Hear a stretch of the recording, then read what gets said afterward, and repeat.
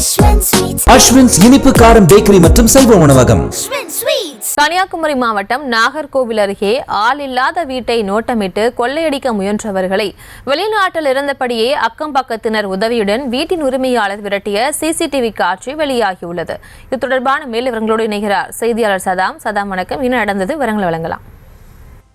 அதாவது நாகர்கோவில் அருகே கோட்டார் பகுதியை சேர்ந்ததான் சலீம். இவர் மஸ்கட் நாட்டில் வேலை பார்த்து வராங்க. இவரது வீடு ரஹ்மத் கார்டன் பகுதியில் அமைந்துள்ளது. வெளிநாட்டில் வேலை பார்ப்பதால் வீடு முழுவதும் சிசிடிவி கேமரா பொறுத்து சலீம் கண்காணித்து வந்ததால் இந்த நிலையில் சம்பவத்தன்று வீட்டில் யாரும் இல்லாத நிலையில் சாதகமாக பயன்படுத்தி நேற்று நள்ளிரவு வீட்டின் முன்பக்க கதவை உடைத்து உள்ளே புகுந்த மர்ம நபர்கள் 2 பேர் வீட்டில் உள்ள அறைகளின் கதவுகளை ஒவ்வொன்றாக உடைத்தும் பீரோவை உடைக்க முயற்சி செய்து கொண்டிருந்தனர்.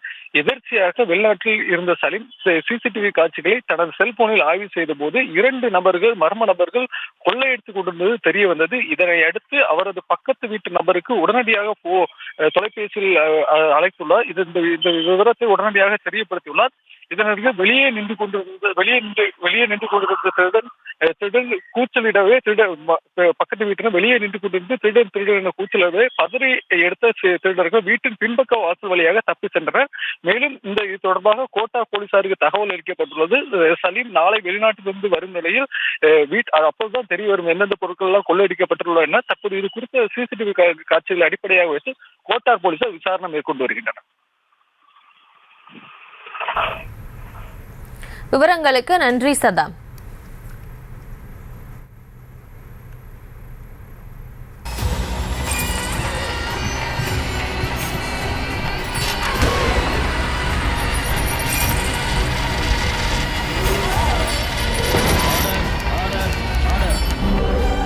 நிகழ்தகவு குற்றங்களின் மறுபரிமாணம்.